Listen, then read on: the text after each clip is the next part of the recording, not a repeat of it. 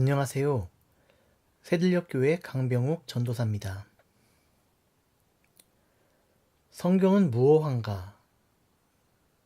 그렇다면 그 기준은 어떻게 되는가? 성서 무호설은 기독교 신앙의 가장 중요한 기준 중의 하나입니다.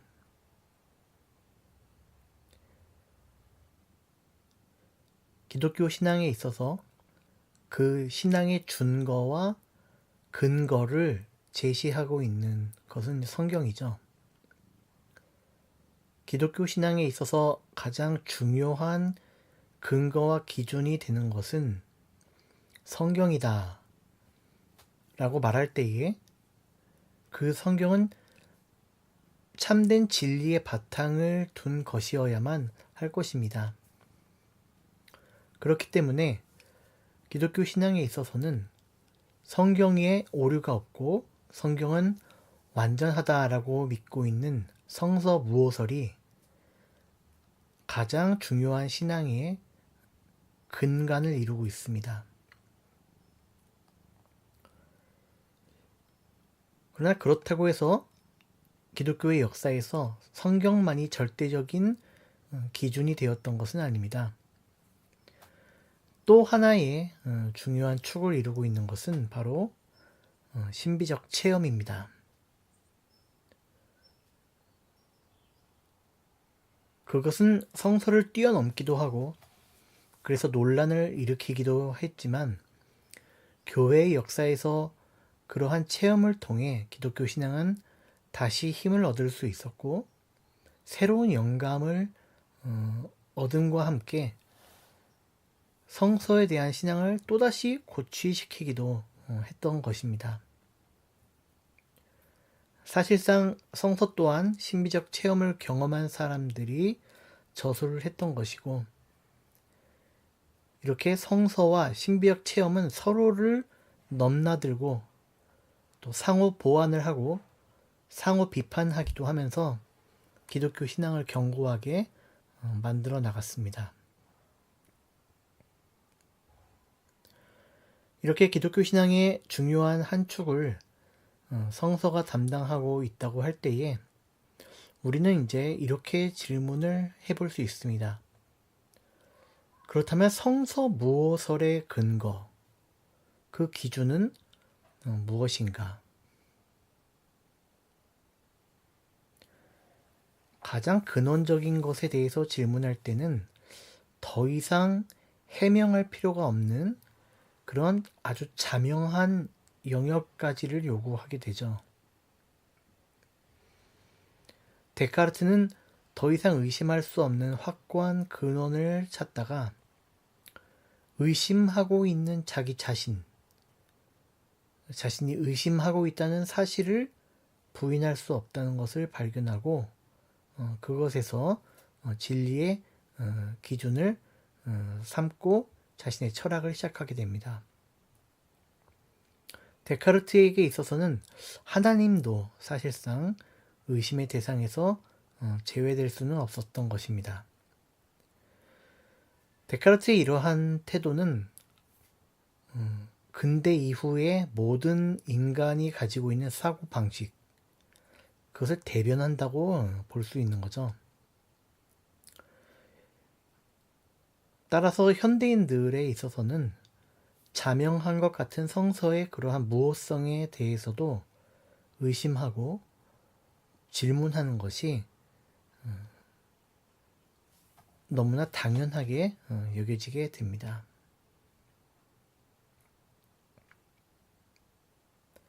사실 성서의 무호성에 대한 근거를 제시하는 데 있어서 기독교는 객관적으로 가장 큰 오류를 범하고 있는 것이 사실입니다. 성서의 무호성에 대한 증거를 성서 자체의 주장에 의존하고 있기 때문이죠. 성서 무호성을 주장하는 이들은 성서가 하나님의 말씀인 것과 하나님의 말씀은 완전하다는 사실을 성서의 주장에 근거하여서 제시합니다. 말하자면 성서 자신이 스스로 옳다고 말하고 있기 때문에 성서는 옳다는 것이죠. 그리고 성서는 하나님의 말씀이기 때문에 그것을 믿어야 한다고 생각합니다. 이렇게 성서에 대한 믿음이 성서에서 시작해서 성서로 마감되는 순환적 논리이기 때문에 객관적으로 그 믿음은 증명을 거친 것은 아닙니다.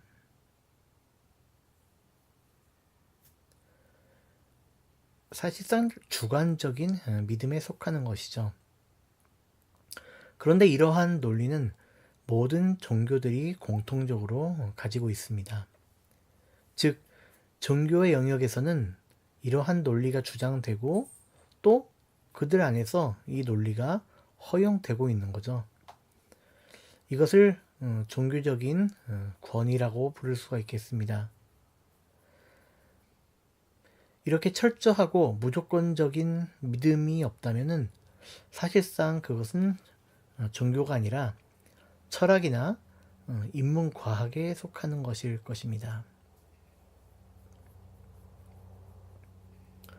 이런 상황에서 유독 기독교는 서구 세계를 지배한 종교였기 때문에 서구 세계에서 일어난 모든 근거를 다시 재질문하는 그러한 근대 이성의 요구를 기독교는 피할 수가 없었습니다. 그래서 성서는 총체적으로 아주 철저하게 비판적으로 또 연구가 되어 왔습니다. 아마 이렇게 철저하게 비판적으로 연구가 이루어진 경전은 다른 종교에서 유사한 예를 찾아볼 수가 없다고 볼 수 있을 정도입니다.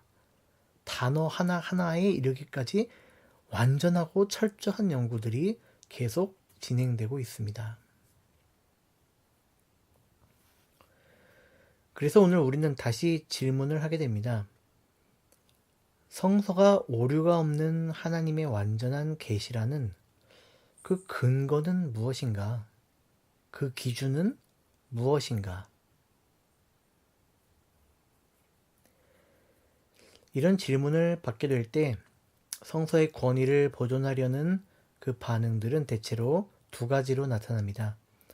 하나는 무조건적인 권위로 질문 자체를 묵인하는 것이고, 다른 하나는 성서의 예언의 성취나 성서 전체를 뚫고 있는 그 구속사의 장엄한 흐름을 보여줌으로써 질문을 제기한 사람들을 탐복시키려고 하는 그러한 반응들이 있죠.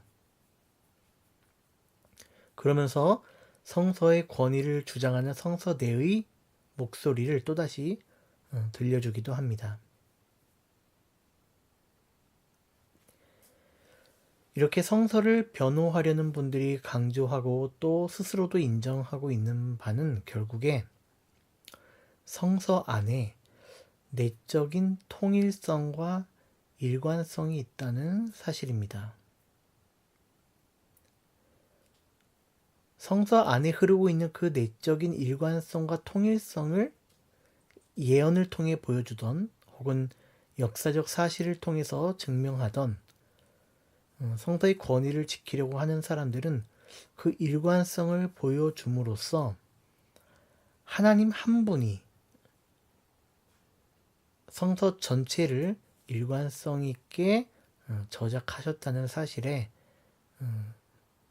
맞닥뜨리게 만들려고 하죠.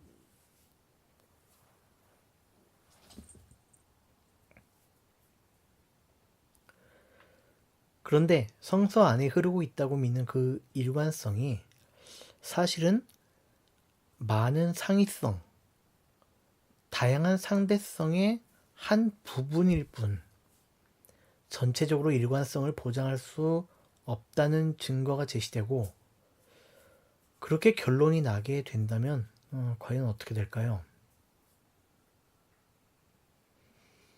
만약 성서 안에 다양성이 발견된다면 성서는 그래도 한 분 하나님의 저작으로 볼 수가 있겠습니까? 성서가 마치 철학사를 다루는 책들이 다양한 철학적 주장들의 경연을 보여주듯 하나님과 하나님의 통치에 대한 다양한 주장을 선보이는 경연장으로 나타난다면 이 또한 하나님 한 분의 저작으로 볼 수가 있는 것일까요?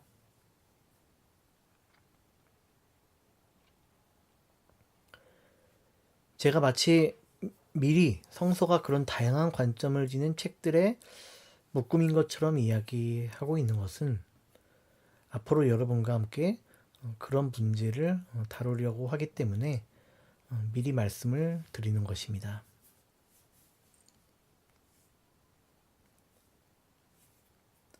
그러나 이러한 질문과 그 해답을 추구하는 과정이 하나님을 향한 우리의 신앙을 파괴하고 우리가 가지고 있던 모든 믿음을 송두리째 앗아갈 것이라는 그러한 우려까지 나아갈 필요는 없다고 생각합니다.